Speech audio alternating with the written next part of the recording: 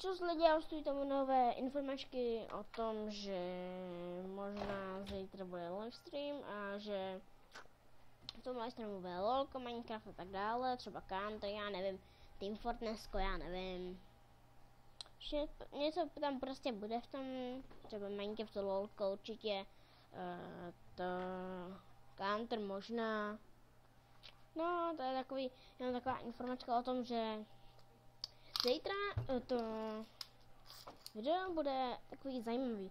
Takže zítra bude buď Minecraft by měl být s Tomášem,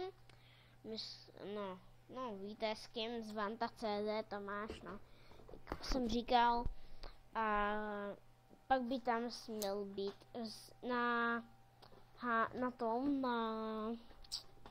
LOLku by měl být Dave a asi jestli znáte Mo.Agor, Mr. Color, tak jeho brácha a ještě někdo.